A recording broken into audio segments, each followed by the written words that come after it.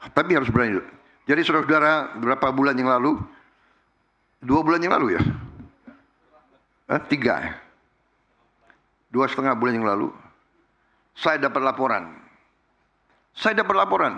Pak, harga dasar gabah ya kering giling sudah bagus, 6.500. Ada yang bandel-bandel, ya. Ada yang bandel-bandel, tapi kita tertibkan. Kita tertibkan dengan apa? Kita tertibkan dengan Undang-Undang Dasar 1945, khususnya pasal 33. Jadi saudara-saudara, waktu saya dapat laporan, ada penggiling-penggiling padi yang nakal-nakal. Yang aneh, penggilingan padi yang besar yang paling nakal. Oh begitu. Lo mentang-mentang besar, lo kira pemerintah Indonesia nggak punya gigi. Aku buka Undang-Undang Dasar 1945 pasal 33. Cabang-cabang produksi yang penting bagi negara dan yang menguasai hajat hidup orang banyak dikuasai oleh negara. Saya tanya pendapat Mahkamah Agung. Hakim Agung dengan semua ketua mahkamahnya, dengan semua hakim agung saya tanya. Undang-Undang Dasar 1945, apakah ini sumber hukum tertinggi di Indonesia? Ketua Mahkamah Agung dan semua hakim agung membenarkan sumber hukum yang tertinggi. Kemudian saya tanya, pasal 33 dan ayat-ayatnya dan pasal-pasal lain perlu ditafsirkan atau tidak? Atau bahasa Indonesianya jelas? Dikatakan mereka jelas. Jadi saya tanya kepada semua penasihat saya. Saya tanya, apakah beras, apakah penggiling padi adalah cabang produksi yang penting bagi negara dan yang menguasai hajat hidup orang banyak? Apakah beras itu mempengaruhi hajat hidup orang banyak atau tidak? Oh iya, beras. Kalau nggak makan gimana? Jadi menguasai hajat hidup orang banyak. Berarti penggiling padi adalah cabang produksi yang penting bagi negara dan yang menguasai hajat hidup orang banyak. Kalau penggiling padi tidak mau tertib, tidak mau patuh kepada kepentingan negara, ya saya gunakan sumber hukum ini, saya katakan saya akan sita penggiling-penggilingan padi itu.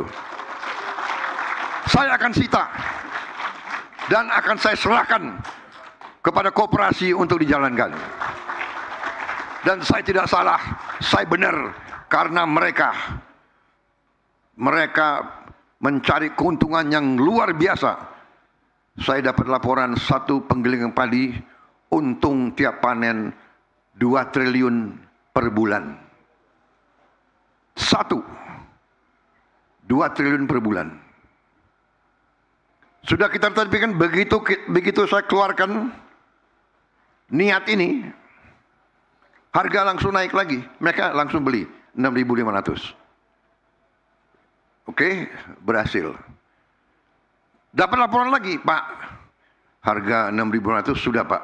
Harga dasar gabah. Tapi jualnya permainan lagi.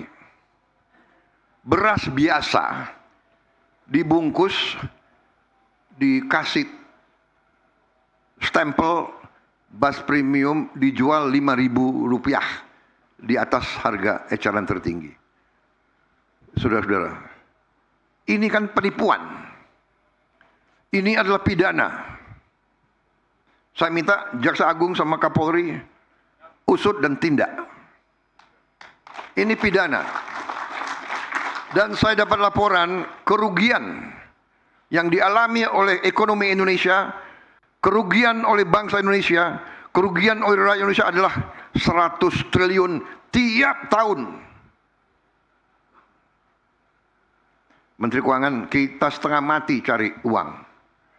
Setengah mati.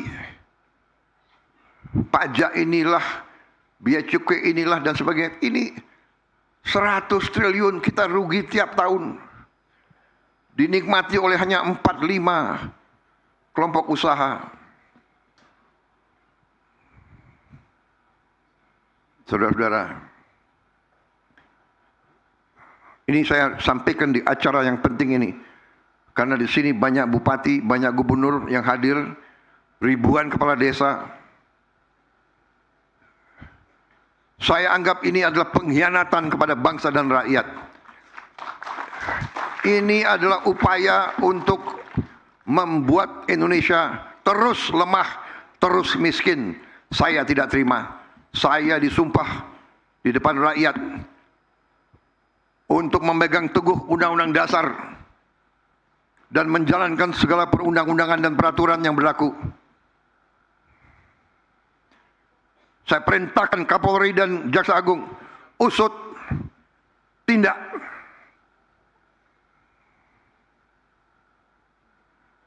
Kalau mereka kembalikan 100 triliun itu, oke. Kalau tidak, kita sita itu penggiling-penggiling padi yang brengsek gitu.